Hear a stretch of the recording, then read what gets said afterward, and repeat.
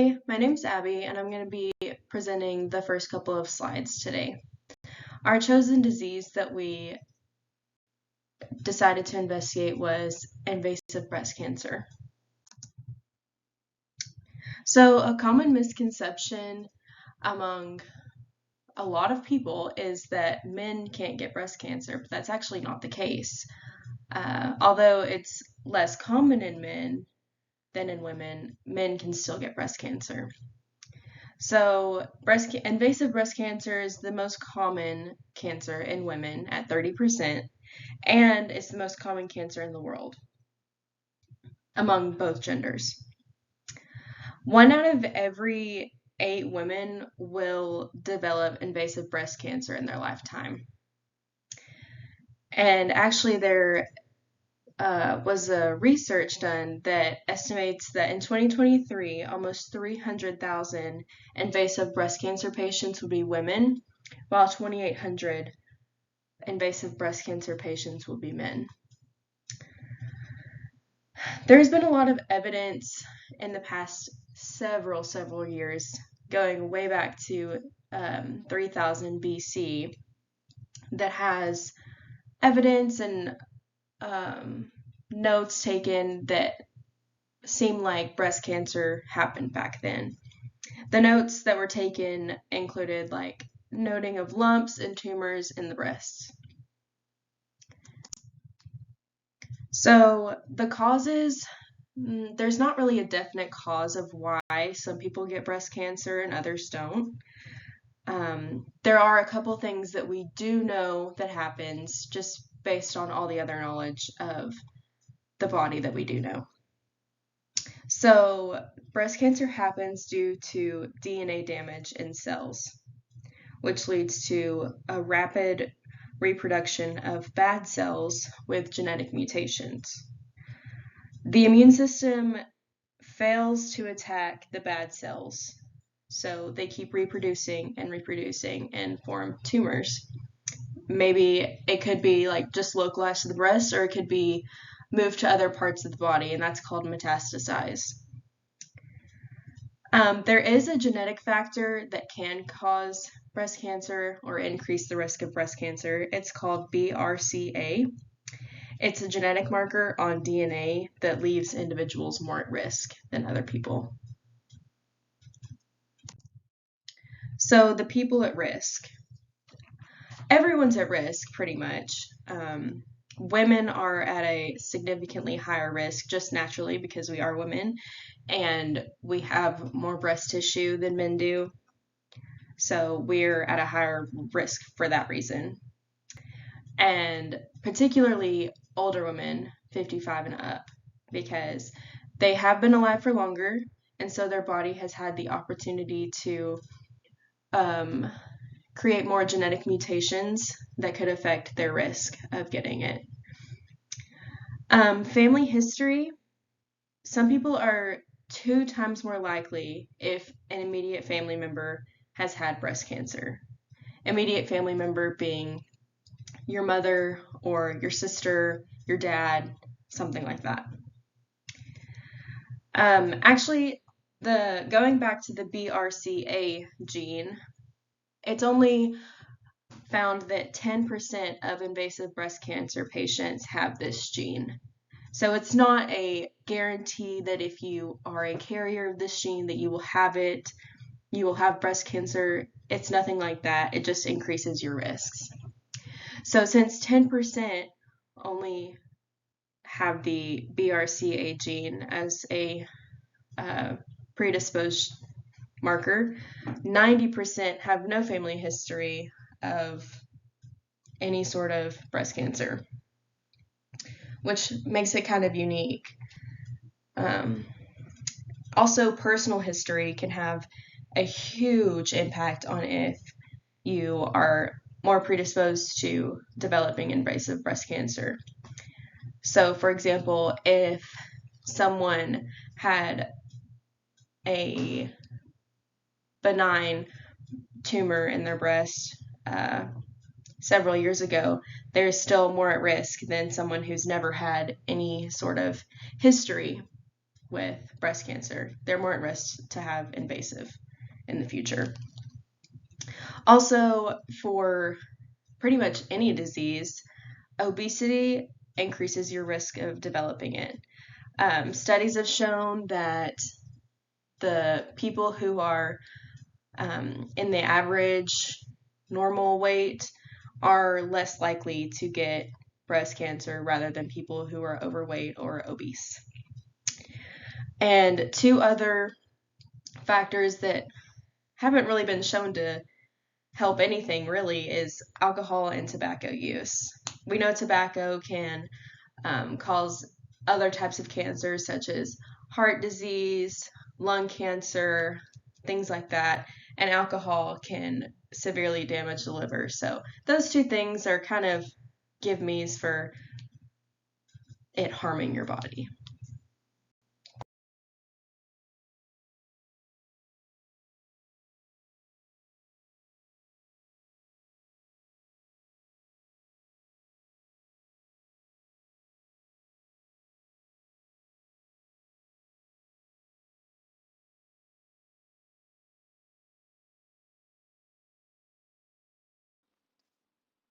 Hello, my name is Matthew Grayson, and I'll be covering the next two slides. Starting with signs and symptoms, Dr. Pamela Wright, the medical director of the Breast Center at Johns Hopkins Medicine, lets us know that these are some of the symptoms you can look out for.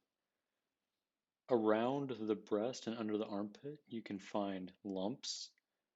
They're just firm masses that can be felt in the tissue. Skin redness around the breast, swelling and a change in shape of the breast, along with a change in shape of the nipple, sometimes uh, inverting on itself, uh, dimpling of the skin, which might look something like an orange or lemon peel, discharge from the nipple that is not breast milk, and it may appear to be bloody or clear of a liquid. The skin on the nipple or the breast itself can become flaky or scaly, and this could also be a sign of a different breast disease known as Paget's disease, which often happens at the same time as invasive breast cancer. And then pain. But pain can come from many different sources, such as a change in hormones, previous injuries, improperly fitting bras that have a tight band or underwire, radiating pain from the chest, which can come from something deeper. So, uh, a muscle strain or lung heart issues, bone issues, things like that may radiate outwards and feel like it's coming from the breast when it's not. Infections and even medication side effects can cause pain. But no matter what the symptoms and signs may be, it's always a good idea to visit your doctor and get an examination if you're experiencing any of these, because it's better to spend the time, money, and effort and come back with a negative than do nothing and end up having a positive. For prevention, there is no way you can completely prevent invasive breast cancer from happening, especially if you are at a higher risk due to genetic mutations. But there are things you can do to lower your risk for developing invasive breast cancer. And the American Cancer Society lets us know what some of these things are, starting with maintaining a healthy weight. So throughout your life, you should be within a certain weight range for your age and height, and that you should avoid any excess weight gain by being conscious of how much food you're eating and your physical activity levels. For physical activity levels, they suggest that adults during a week should get 150 to 300 minutes of moderate intensity activity or 75 to 150 minutes of vigorous intensity activity. For moderate activity, should be something that you are breathing heavy, but you should still be able to talk during the activity, but you shouldn't be able to sing. So this can be a walk or uh, the Stairmaster, light cycling, things like that. And vigorous activities are things where you shouldn't be able to talk at all. So uh, doing the battle ropes or uh, heavy weightlifting or sprints around the track. They also suggest that you should consume your alcohol moderately. They say it's best to not drink any alcohol at all. And if you can subscribe to that, then that's amazing. But if you do want to drink, you should have no more than one drink a day. Depending on the type of alcohol, that serving size can change. For people with increased risks, that may include people with genetic mutations from the BCRA gene. They suggest that you should go get genetic testing to see if you are affected by that gene. They suggest that you should look into, with your doctor's advice, uh, medication to uh, suppress the onset of invasive breast cancer. And they even say you can get prophylactic surgery, which will just remove the breasts entirely. So it's a lot harder to get breast cancer if there's no breast for the cancer to develop in, right? Uh, but that's a very invasive procedure that not a lot of women want to go through, but it is an option in case that is something you would want to do. Hello, my name Hello, my name's Caitlin Ledesma, and I am the person in the photo of the bottom right corner of the screen. And today, at first, I'm going to talk about environmental factors of invasive breast cancer. And according to the National Institute of Environmental Health Sciences, most women who do have invasive breast cancer have no family history of the disease, and they considered this to be suggesting of an environmental link. And the National Institute of Environmental Health Sciences also said there may be a link between exposure to environmental toxicants and breast cancer. And so there's endocrine disruptors in everyday products. And so these endocrine disruptors are examples of the environmental toxins that we come into contact with. And also, environmental factors also include air pollution and like dioxins, nitrogen dioxide, lead, and mercury. That's all found in the air. And then moving on to public health efforts, the National Institute of Environmental Health Sciences is actually funding and conducting studies and doing research to explore the environmental exposures linked to breast cancer and discovering what those are. And the CDC has a National Breast and Cervical Cancer Early Detection Program, and this actually helps low-income, uninsured, or underinsured women get access to early screening and detection services. And then the Breast and Cervical Cancer Prevention and Treatment Act by Congress basically is where Medicaid covers treatment for women diagnosed with cancer through the CDC's program. So through that National Breast and Cervical Cancer Early Detection Program. Hello, my name is Andy, and I'll be covering the prognosis section for invasive breast cancer for my group.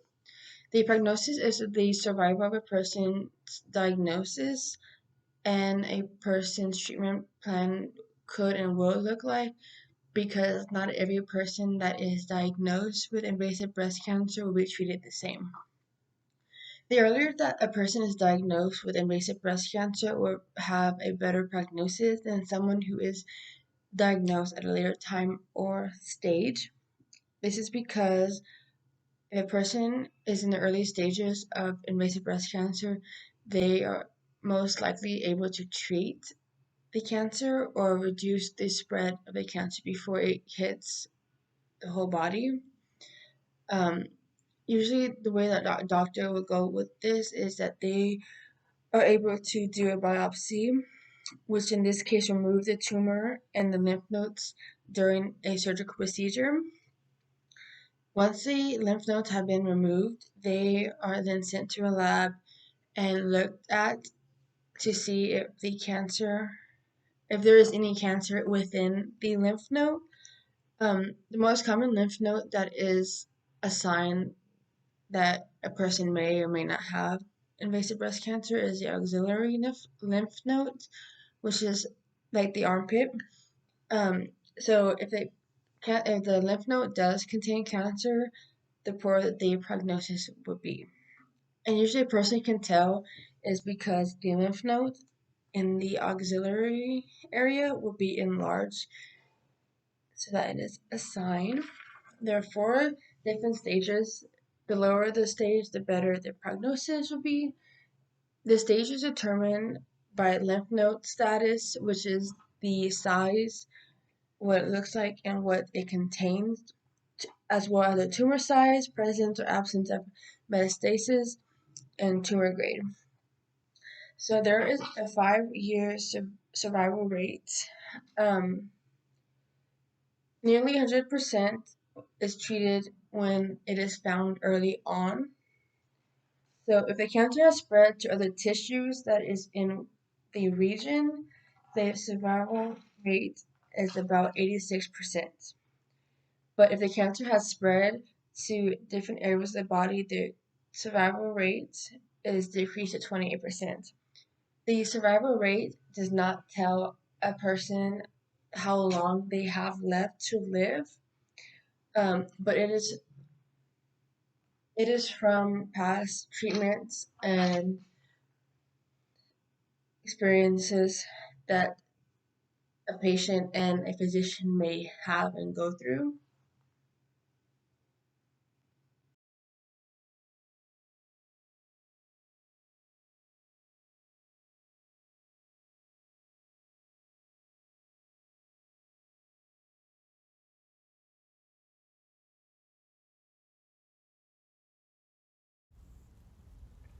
Hello, my name is Andy and I'll be covering the treatment portion for invasive breast cancer.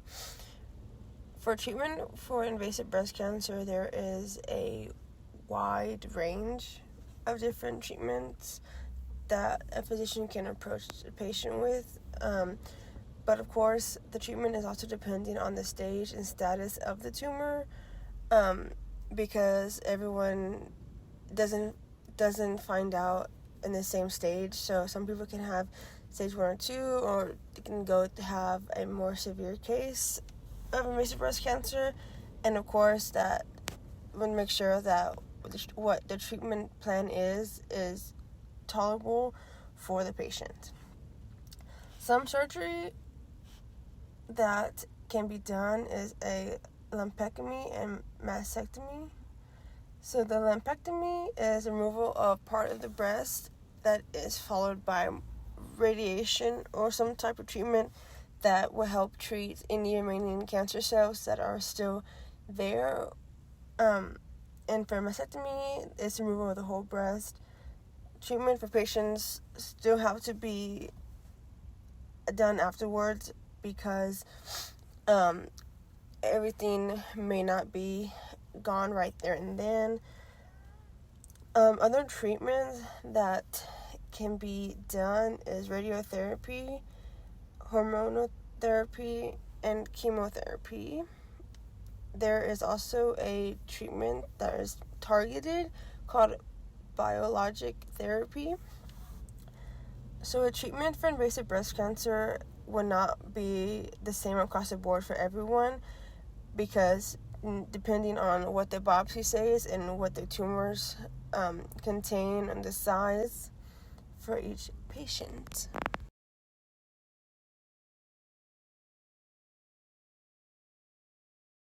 Here are the references that each of us used on our individual slides. to present the information to you. We hope you enjoyed listening and learning about invasive breast cancer. Thank you for watching.